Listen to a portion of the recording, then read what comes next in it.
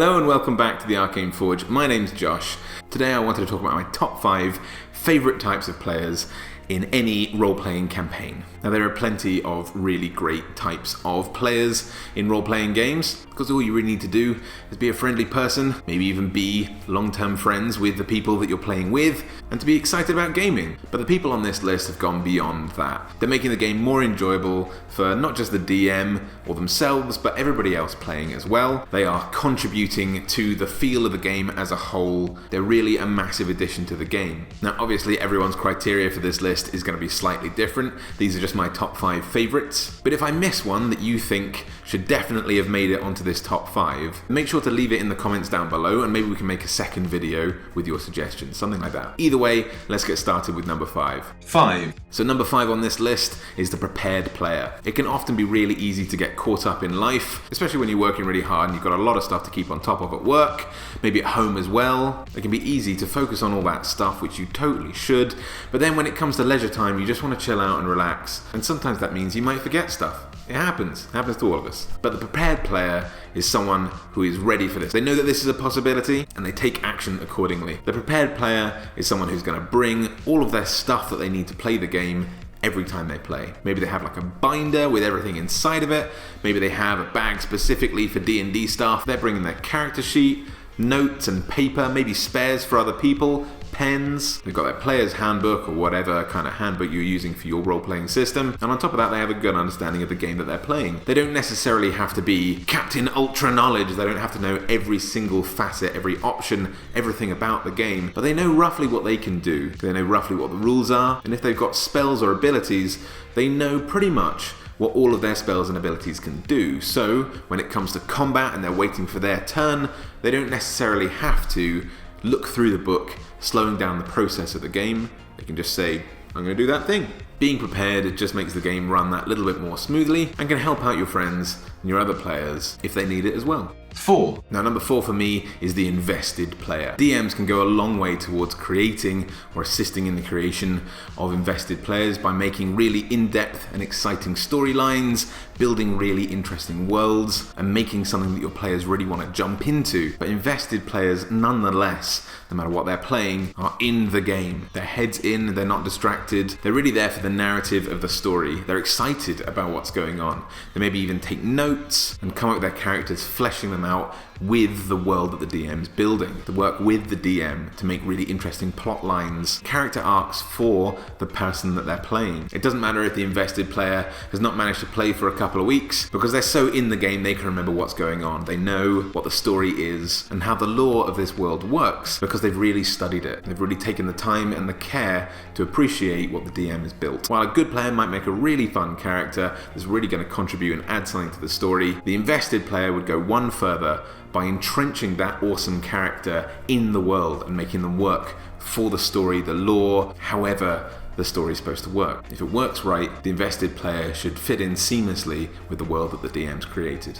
3. Number 3 on my list are what I call explorers. Explorers by nature are a little bit interested in what's going on. They're excited about the world. Explorers are inquisitive and they just want to see a little bit more of it. So often they will come up with new and interesting, exciting ways to explore the story, taking it down avenues and different paths that even the DM might not have predicted. That's not to say that they're the kind of person who's going to entirely derail a campaign, forcing it into a different direction that the DM couldn't possibly predict, or to lead the charge in a different direction because they're not enjoying the campaign. But explorers are maybe people who would ask a question about the current situation, but maybe throw the DM off for a second, but only add to the overall story. They'd carve an interesting path for themselves and the team that only helps to flesh out the world a little bit more and the story arc that they're in. They remember that DMs are playing the game as well, and they're not being served a story on a plate, they're contributing to it as well. It's really awesome to be surprised as a DM by a player who's thought through something a little bit more than you even anticipated, to really go in depth and to build this world into a 3D experience for everybody who's playing. And that can only really happen when players are excited enough to want to probe what's going on in the world and to find out more about it through exploration, asking questions, and through, well, exploring.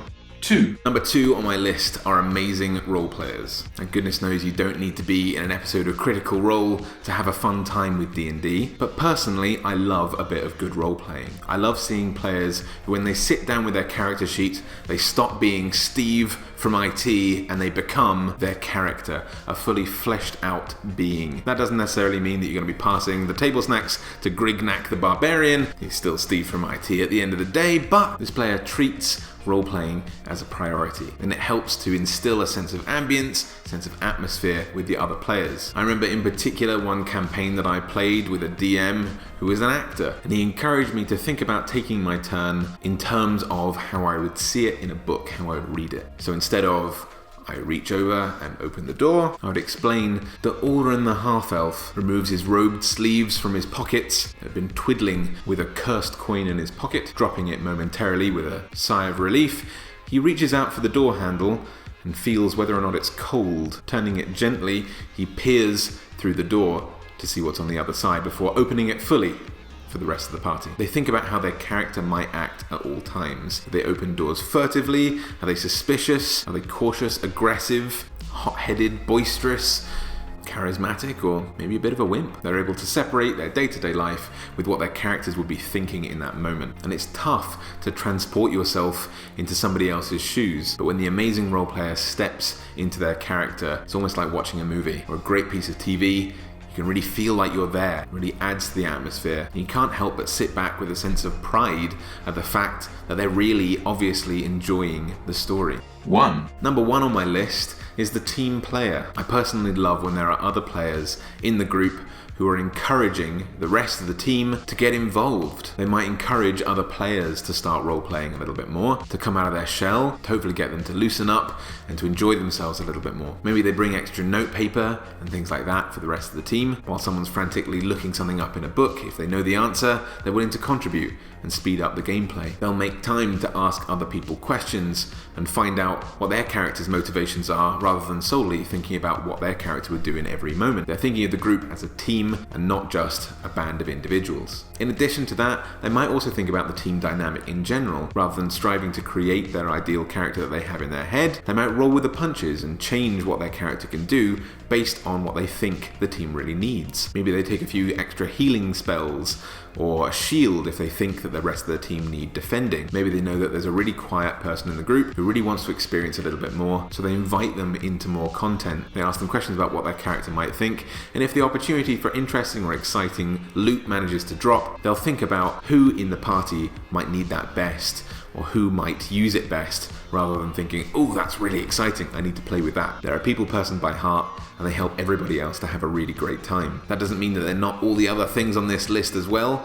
That will definitely help, but someone who's concerned with everybody having a good time is just a good person to have at the table, and my personal favourite. So what did you think of that top 5? Did we miss someone out? If we did, again, leave them in the comments below. If you enjoyed this video, please make sure to leave it a little thumbs up. Maybe you could favourite it as well and share it with someone who you think is an amazing player. Anything that you can do like that really helps the channel out, and I really can't thank you enough for it. Anyway, until next time, I'll see you later.